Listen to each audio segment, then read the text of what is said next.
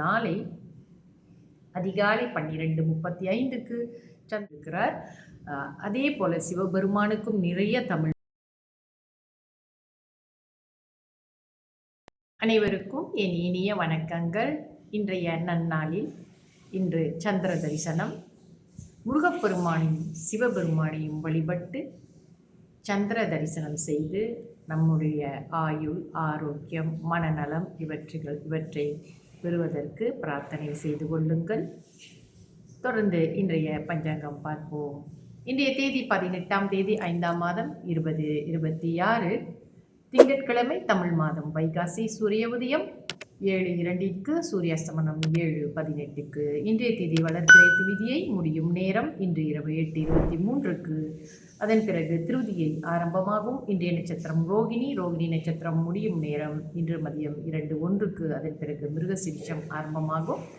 இன்றைய யோகம் அமிர்த யோகம். நல்ல நேரம் காலை 7:02 8:03 வரை. அதன் பிறகு மத்தியான வேளையில் 1:10 2:42 வரை. அதன் பிறகு மாலை 4:14 5:15 வரை. ராகு கால நேரம் காலை 8:34 10:06 வரை. யமகண்ட நேரம் காலை 11:38 மதியம் 1:10 வரை. கூலிகன் மதியம் 2:42 4:15 வரை. சந்திராஸ்தம ராசி துலாம் ராசி அன்பர்களுக்கு இன்று சந்திராஸ்தமம். இவர்களுக்கு நாளை அதிகாலை 12:35க்கு சந்திராஸ்தமம் முடிவடையும். ராசி பலன் பார்ப்போம். மேஷ ராசிக்கு நலம், ரிஷப ராசிக்கு சினம், மிதுன ராசிக்கு உற்சாகம், கடக ராசிக்கு நிறைவு, சிம்ம ராசிக்கு முயற்சி, கன்னி ராசிக்கு சினம், துலாம் ராசிக்கு நன்மை, விருச்சிக ராசிக்கு உயர்வு, தனுசு ராசிக்கு புகழ், மகர ராசிக்கு சுகம், கும்ப ராசிக்கு அமைதி, மீன ராசிக்கு பொறுமை. இன்று முகூர்த்த நாள். முகூர்த்த நேரம் காலை 10:10 11:30 வரை. அதன் பிறகு இரவு வேளையில் 7:30 9 வரை. இன்றைய விசேஷம் சந்திர தரிசனம். சுப ஓரைகள் பார்ப்போம். சந்திர ஓரை காலை 7:02 8:03 வரை. குரு ஓரை காலை 9:04 10:06 வரை. சுக்கிர ஓரை மதியம் 12:08 1:10 வரை.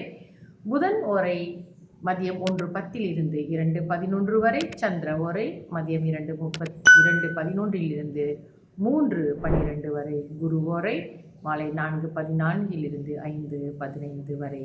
இந்த சுப ஓரைகளை நாம் நல்ல காரியங்களுக்கு பயன்படுத்தி மென்மேலும் வாழ்க்கையில் முன்னேற வழிவகுக்கும். தொடர்ந்து இன்றைய சிந்தனைக்கு பார்ப்போம்.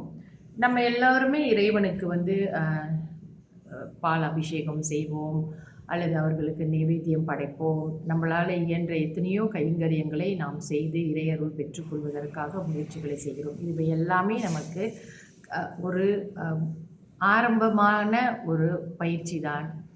இருந்தாலும் கூட இவைகள் எல்லாமே இறைவன் படைத்தவை. இந்த பூமியிலே இறைவன் நமக்காக படைத்த விஷயங்களை நாம் அவருக்கே திரும்பவும் நன்றி தெரிவிப்பதற்காகவும் ஏதோ ஒரு பரிகாரமோ பிராயச்சித்தத்துக்காகவோ இந்த வேலைகள் எல்லாம் நாம் செய்து கொண்டிருக்கிறோம். அவர்களுக்கு நைவேத்தியம் படைப்பதோ, அவர்களுக்கு நன்றி கூறுவது என்று எத்தனையோ விஷயங்கள் இங்கே அடங்கியிருக்கிறது.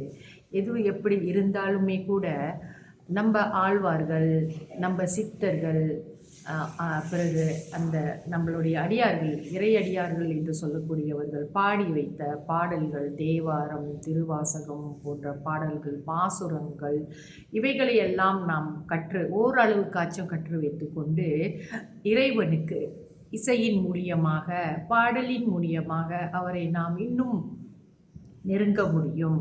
அந்த பாடும்போது மனம் கசியும் அல்லவா, அது இன்னும் நமக்கு ஈர்ப்பாக, கடவுள் சக்தியுடன் ஈர்ப்பை நமக்கு ஏற்படுத்தி இந்த பாடல்கள் எல்லாமே நம்ம மனசை தூய்மைப்படுத்தும் என்பதை மறந்து விடாதீர்கள்.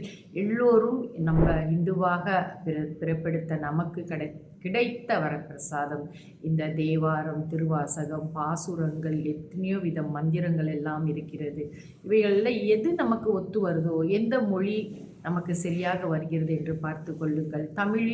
தமிழ் தாய்மொழியாக கொண்டவர்களுக்கு ஆழ்வார்கள் நிறைய பாடல்களை மகாவிஷ்ணுவுக்காக பாடி வைத்திருக்கிறார்.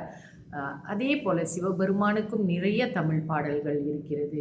ஏதாவது ஒன்றை கற்றுக்கொண்டு நாம் அதை படித்தோம் என்றால் நிச்சயமாக நம் மன அமைதி பெற்று அந்த இறைவனுடைய கூட இருக்கும். நம்மளுக்கு அந்த ஈடுபாடு அதிகமாகி, காதலால் கசிந்து கண்ணீர் மல்கி அப்படின்னு ஒரு வசனம் வரும் இல்லையா? ஒரு பாடல் வரிகள் வருகிறது அல்லவா?